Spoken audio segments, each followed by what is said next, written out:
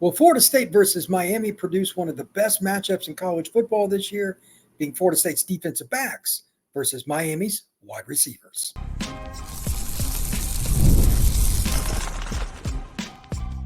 You are Locked On Seminoles, your daily podcast on the Florida State Seminoles. Part of the Locked On Podcast Network, your team every day. Welcome back into Locked On Seminoles. I am your host, Brian Smith. Please rate and review, like, and subscribe to this channel. Please also share it at your earliest convenience and comment on YouTube if you can. Today's show is going to be about Florida State versus Miami, the best matchup, I think, of the season that's coming up between the Noles and all their opponents will take place when the Noles are on defense, their DBs against Miami's wide receivers. I'm going to break down situations, players, stats, and why this particular matchup overall between the two positions is the most critical in that game. It could decide whether or not Florida State gets another shot to get on to the college football playoff. Today's show is brought to you by FanDuel. Make every moment more. Right now, new customers get $150 in bonus bets with any winning $5 bet. That's $150 with any winning $5 bet. Visit FanDuel.com/locked on to get started. So let's get started right here. Why do I say Florida State's DBs versus Miami's receivers will be the marquee matchup? A couple of reasons before I dig into all these numbers and stats, matchups, and everything else. Number one, history. Deion Sanders versus Michael Irvin, that wasn't, just for nothing. That's about as good as it's ever going to get. I don't know if we'll ever see that again. But at the same time, the matchups over the years have been tremendous. Both teams on each side, like DBs for Miami against Florida State receivers, also tremendous. But this is what the history of this school rivalry is about. These two schools have always produced a ton of skill guys. So you got to look at it. That's first off. Two, you're talking about this year, several guys that have NFL aspirations that are either juniors or seniors. They've paid their dues. They're to the point like this is probably their last year in college, and they're all going to collide. A lot of guys on both teams, juniors and seniors, that's as good as it gets, man. Let's enjoy it. And third and finally, both teams have experienced quarterbacks. They're going to throw the football around. But Miami has a new quarterback and Florida State has a new quarterback. So the points are going to be kind of random in some way, shape, or form, meaning there could be just one play that's off, meaning an easy interception. Last year, this is something I'll just kind of hint at it here. Florida State did not take advantage of some of those. We're going to bring that up here a little bit. You got to take advantage of an easy pick six, an easy turnover, an easy change, and get the momentum rolling. So number one, when I think about this matchup, last year Florida State ate Miami up when they had Emory Williams at quarterback. He wasn't ready. It was his first start. That's about as bad as it's going to get. And they also had an opportunity, quite honestly, to probably beat them worse. And they played pretty good, but Miami kept it close. But they shut out Xavier Restrepo. He had a couple balls he could have caught, and he was a 1,000-yard receiver. That's really good. I don't care who the quarterback is. He'll play better this year, obviously. The game is going to be down in Miami Gardens at Hard Rock Stadium. The place will be rocking. It'll be loud. It'll be the normal rivalry game, so that's there. And then finally, I think both teams, this is the first time that I could say this, 5+ years, maybe better. I don't know how long it's been. Both teams, legitimately, just rosters and not just publication BS, because I study both rosters all the time, excuse me, along with the rest of the state of Florida's rosters. Any team in Florida, these are the two best rosters together in an individual year. So it accentuates this rivalry. It accentuates the opportunities at both spots. And you got two deeps. You got guys I'm going to talk about in depth chart, looking at it overall, that like they could be a difference maker. There are two or three guys on Miami's receiver group that people may not know about, but from what I'm told are doing really well and have a chance to make plays. So let's break them down. Last year, these are just some of the stats for Miami at receiver that I think they're kind of interesting. Transfer Sam Brown from Houston. I'm going to start with him. I doubt hardly anybody knows about him as an FSU guy. Playing at Houston, 62 catches, 815 yards, 13.2, and 3 scores. Obviously a good player. If he is your third guy or fourth guy, he may not even start because a really good spring was had by Isaiah Horton. He had 13 catches, 168 yards, 12.9 and a score last year coming against A&M. He played behind the receiver, Colby George, that transferred to Georgia. He's a pretty good player. But they still got another big body guy there. And Sam's like 6'2", 195. Horton's about 200 pounds, 6'3", 6'4". So they got two bigger guys on the outside. Restrepo, 85 catches, 1,092 yards, 12.9 average and 6 scores. Again, he did not catch a pass, if I remember correctly, against the Noles. Jacoby George was the guy that went off against Florida State last year. The weird play that was a complete bungle by the Florida State secondary, and he took advantage and scored. He's also 57 catches, 864 yards, 15.2 and 8 scores. Led him in touchdowns. The guy that many people don't know about that I think will have a big year, he's going to get his chance in the slot, moving around, do different things, screens, reverses, jet sweeps, play action pass, out in the flat, get him the ball, whatever, because he's just fast as a grease pig, and that's Ray Joseph. He's a kid everybody offered. I thought at one point he's going to go to LSU, ends up at Miami. He only had 6 catches for 36 yards last year, but there wasn't a lot of opportunity to play. And then you get to the wild card situation. We don't really know how they're going to use them because last year Miami was just decimated at tight end. I think as a unit, not a player, as a unit, they only had 18 catches at tight end. That's horrific. That will not be the case this year. Elijah Arroyo is back, and Riley Williams is a sophomore. Between them, they're going to catch over 30 balls. I guarantee you, probably catch over 40. That's a very big factor. How will Florida State handle that?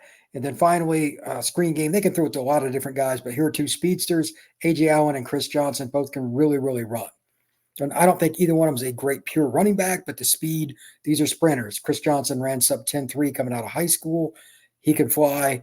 I think that's the kind of guy that if you look at it, you got to find a way to get him the ball in space. And by that point in the season, when the Noles are going down to Miami Gardens, they'll have figured that out by then.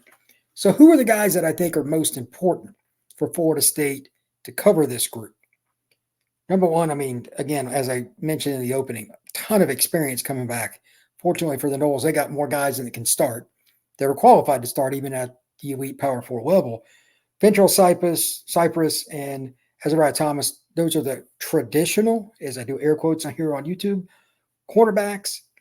Cypress is the kid that came over from Virginia, very athletic, has a lot of experience, has got a lot of playing time. I think he will probably be your, shall we say, normal field corner. They may rotate, they may not, doing boundary and going left and right. Some teams do it differently, and it depends on the week.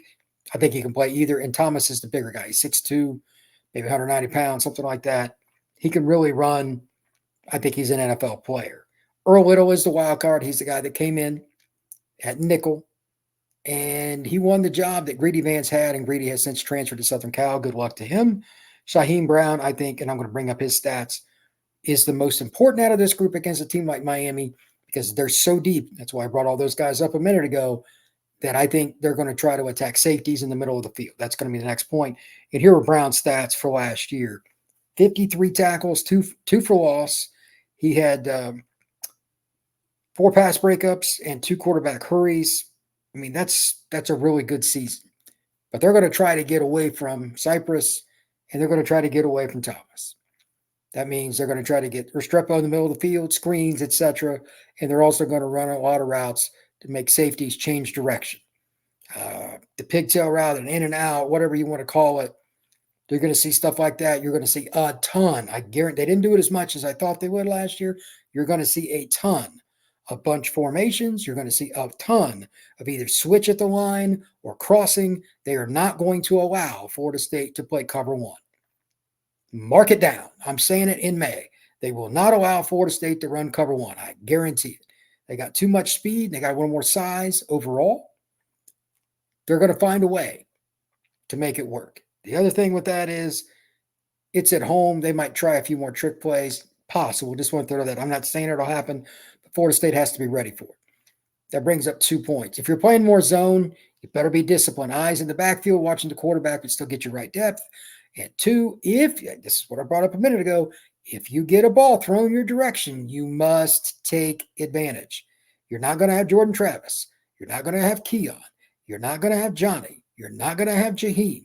None of those guys are back to make critical plays. Florida State didn't play as well as they should have last year against Miami offensively. They didn't. Defense played really good, was very situational, and was the reason they won the game, in my opinion. You play like that against Miami this year, who's going to have a better offense. And obviously, with Cam Ward's playing, no offense to Emory, who was a freshman last year, that's going to be a totally different deal. So you need to help them by getting short fields. Here's a stat that is horrific. Horrific. Even as good as Florida State secondary was last year, they stunk at picking the ball off. Why, I don't know. Part of it's a little cover one. You're not looking at the quarterback as much. But part of it is just they didn't catch the ball the way they should. They let some interceptions go. They didn't play the ball as well as they should in key situations. And as good as they were in all the PBUs, they led the nation in it, they still should have had 3 or 4 more picks conservatively from last season. If you give plays back to an offense, it could be several different teams, but like Miami with Cam Ward, you drop one, and instead of going the other direction, they get another down. That could be a touchdown. Must make the picks. Last year, Florida State was pretty bad at it, and coming back from their secondary, even though they got a ton of players coming back, they only got 2 picks returning from last season. That is shocking to me, and it should be shocking to you, because with all the talent that Florida State, this is not just like corner, this is the secondary. 2. That is terrible. There is no excuse for that. They must do better. The other thing, I think they'll use Restrepo, George, in their screen game, etc., a little more in the middle of the field, test Florida State's younger linebackers, especially when they rotate in the game. So if Lundy's out, look for him to be whoever that replacement may be, or in a nickel situation, they put a safety at linebacker, it's 3rd and 11. Make guys who are not normally in that situation covered. Again, they are going to go out of their way to do anything they can to keep Brown and some of the experienced players, Ezariah, etc., out of the game as much as they can, unless they're in a spot they're not normally in. Like any man coverage with the safety, they'll attack, as compared to, well, it's Thomas. Well, no, he'd rather throw at the safety. Miami's got enough guys they can find matchups on every play. They got a ton of skill talent. So that'll be part of it. Next up, we're going to talk some questions, a little buy or sell, if you will, on some of the matchups, who you like, who you don't, and a few things mixed in with stats. That's next here on Locked On Seminoles. This show is brought to you by FanDuel. It's winner take all time in the NBA and NHL, and FanDuel is giving you a shot to bring home a big win of your own. Right now, new customers get $150 in bonus bets with any winning $5 bet. That's $150 to bet on spreads, money lines, player props, and more. Visit FanDuel.com/lockedon and make every playoff shot count. FanDuel, America's #1 sportsbook.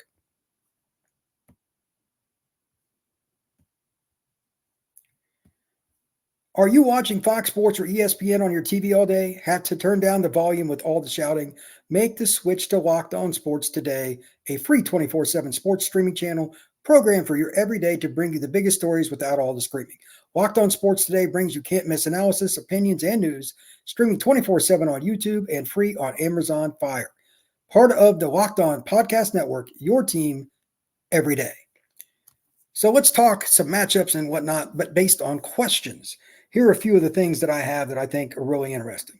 I mentioned a minute ago, they're not going to let Restrepo, who's the heart of their team, have another bad day. I would not be surprised if play 1 or 2 is everything they can to get Restrepo the ball to get the crowd into it. He's the energy, the juice for that team. Kid plays really hard. They're also going to use a lot of bunch formations with him and Jacoby. I guarantee it. I have no intel on that, but they're going to do it to try to confuse Florida State and just try to get that one freebie, that one play that changes the game. It'll be a close game that gets you an open guy, scot-free, no effort, easy 80-yard touchdown kind of situation. Every team uses it. And to be honest, I don't study in Miami. I don't think they used that as much as what some other teams last year, because they had a really good receiver group anyway. But against Florida State secondary year 2, I bet they go to that. If I'm wrong, I'm wrong, but I think it would be smart. Playing against Florida State and letting them just go one-on-one, that's what they do best. Take them out of their game. Offenses dictate to defenses at every level. Make them play zone. That's what I would do, and I'm sure Florida State is well aware of that. So they're going to see bunch, meaning 3 guys, stack one guy behind another. You can't play bump and run. You can, and you can get smoked because you're just going to run crossers and different things, and the DBs run into each other. Cannot do it. You have to find ways to stack your DBs in a way that makes it a little bit easier, and part of that's going to be some zone and some switching. Make DBs think. That's how it works. If you execute it, great, but if you don't, Still got to tackle. That's one thing we're going to talk about next. How will Florida State tackle? I think really well. I thought out of all the things that DBs did for the Noles last year, and again, they were number one in the nation, number one in pass breakups last year with 80. The team that was number 2 was at 70. I mean, the gap is humongous. That's phenomenal, but I still think they tackled better than anything else because I'm talking about run game and screen game and getting to the quarterback. Florida State's DBs were really good. Bernardo Green was probably the best of the bunch. That's why Florida State just watched him go off to the NFL and get picked by the 49ers, a team that obviously knows a lot about the draft and figuring it out to fit their scheme to get deep into the playoffs and Super Bowl. That's what the Niners do, and they took Green. I think Florida State has to play like that again. This be their game, and if they do take them out of man by playing a lot of different formations that are going to be bunched, you got to do it. There's nothing you can do about it. Tackle, tackle, tackle. Do not give up the big play because Miami's got a lot of talent. They're going to move the ball. You're not going to just completely shut them down. Tackle, tackle, tackle. Play your assignment. Do not be a hero. 5 yards is okay. Touchdowns are not.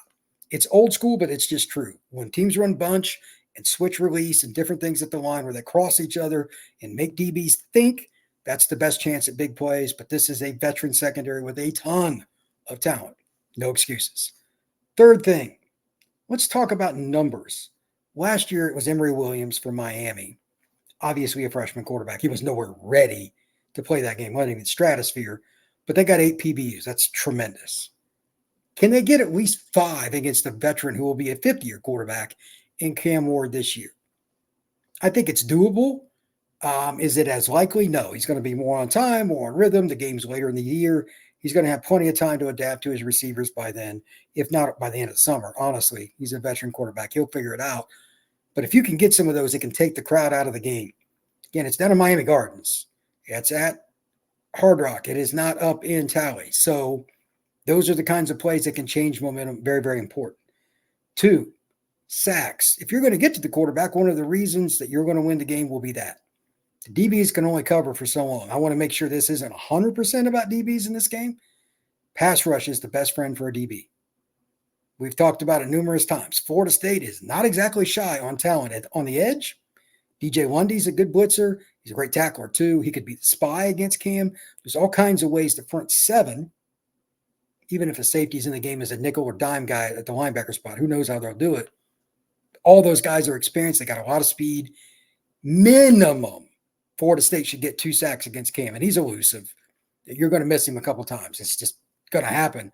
Have to get him on the ground because he does hold the ball too long, and he had 14 fumbles last year. I've said it before on this show. That is just flat horrendous. Got to get the ball loose. You want to win big games against your rivals on the road? Knock the ball loose. That's a big way to do it. Another stat that's really interesting, last year, Miami was horrific on third downs. Again, freshman quarterback, I get it. But if you're even close to this stat, you should win. 16 third downs last year. What do you think Miami was on 16 third down attempts? 4. That's horrific. But again, I know this is a freshman. But Miami just couldn't get over the hump. They'd get a first down or 2, and then Florida State would come up with a big play, put the freshman in 3rd and long, and they'd run a screen or a bomb. They really didn't want him making a lot of quote-unquote post-snap reads, which is everything. And they didn't want the ball going the other way. And Florida State did what they should. They took away the passing lanes. It made him throw the ball into really tight windows, and they had to punt, and they had to punt, and they had to punt. That's how you win those kinds of games when your offense not having a great day. Last thing before we go into the final segment here, when you look at last year's game, it was, I believe, 27-20 was the final score. Is there a play that you take their momentum away in the second half? Could be a PBU. Could be a sack. Could be just a deflection at the line. Could be just great coverage. Cam Ward has to flush and throw it away. But like when they cross midfield, second half, like they got a chance to take the lead or extend the lead, do you bow up, yes or no, and make a play that is just about effort and just getting after it and playing your role? It could be Patrick Payton chasing down Cam Ward. It could be DJ Lundy being the spy on a play, and Ward breaks the pocket and gets outside to contain, and DJ Lundy cuts him off and makes Ward throw it away. Whatever it is, could be a pick. That'd be great. But if it's not, and Florida State fails there, and going into the fourth quarter, Miami's 1st and 10 on Florida State's 11 or something, you'll remember that play. When you've got a chance to get a knockout punch and change momentum, again, especially on the road, you better do it. Those are really important things to make sure that you get.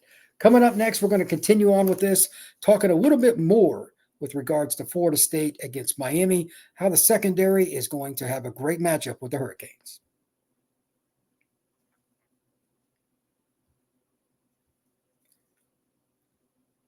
One of my favorite conversations to have about DB play, whether I'm scouting a high school kid, watching an NFL game, or anything else, it's not how many passes did a team complete on a guy, what the situation was it third down or whatever.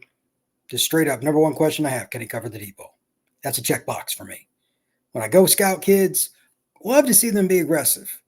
But if they're 9 times in a row great on passes under 10 yards, I could care less if the 10th pass is a double move and it's an easy touchdown. Can't do it, bro. You got to be able to stop the big play. So the question is, can Florida State consistently keep Miami from throwing the deep ball? Jacoby can definitely get deep. Ray Joseph's a track kid. They have a couple of running backs they may put in the slot, and A.J. Allen, Chris Johnson Jr., both those kids can fly. There's no doubt Restrepo is going to run some deeper routes and try to get a linebacker or a safety on him in a one-on-one. That's really difficult. But can Florida State keep the deep ball from going over their head and giving Miami chunk yardage plays, especially, let's be honest, you can even be the biggest homer in the world for Florida State. It is not easy against Florida State to dink and dunk 12, 14-play drives against the Noles. It is horrific. You're going to have a penalty. You're going to have a botch play, a drop, something. You're going to best get in the field goal range. You must, against a team like Florida State and Miami, to be honest, you need chunk yardage plays. The teams in this rivalry that have typically won are the ones that have hit the home run ball. That's as simple as it gets. The team that loses is the one that finds a way to just be a little bit off in coverage or not quite get to the quarterback, and then there goes a 50-yard touchdown for the opponent. That's the way it is. So I wanted to lead off this final part of the show with talking about that, because that's oftentimes all the little things that coaches harp on in the offseason about technique, knowing your opponent, and playing the play with your teammates in conjunction with them to give the offense as small a chance to complete a deep ball as possible. Pinch them to the sideline. Get a hand on them at the line if you're in bump, because if you don't, you're going to get smoked at this level. And then finally, when the ball's coming down, you better be aggressive without being an idiot and holding like so many guys do and getting penalties. Those are huge game changers. It's better than 50-yard play, I get it, but don't just give up freebies either. Must play the deep ball well. Something else that I don't know how much it'll get into it, I mentioned it a little bit. How well will you play against Miami's receivers when they're in the middle of the field if you're in zone and you're a linebacker? And will any of the linebackers really have success in coverage, which essentially ends up being one-on-one when it's Arroyo, who's very athletic at tight end, or Riley Williams, same thing. I don't know. That's the one I don't have an opinion on. I personally know that both of them can play, but there's a new quarterback, and Miami didn't throw to their tight ends much last year.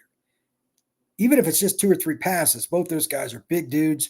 They can make the one-handed grabs. They're very gifted. Can't allow them to be able to win the game, especially if they're going to get 2 or 3 balls thrown to them during the game. Linebackers must be vigilant, must be consistent. Same with the safeties running the alleys. No freebies down the middle. Final thing here today on Locked On Seminoles. Will Florida State's rush provide the secondary with more good chances for big plays? In other words, when you think about Florida State against, let's say, a lesser opponent, historically, Wake Forest 25 years ago, they were terrible. There was almost always one highlight from that game every year. Florida State getting to the quarterback early, quarterback panics, makes a horrific decision, and throws it up for grabs. The ball goes the other way. Against Cam Ward, it's possible. It's more likely either A, escapes, or B, escapes and then still gets the ball knocked loose. He's a fumbling machine. But if you can still get him outside the pocket and he's flustered, he loses part of the side of the field, and he's more likely when he's running not to make it as accurate a pass. Comes back to something I said a little bit ago. When the chance is there, there are no exceptions. You must intercept the football. It is my biggest pet peeve.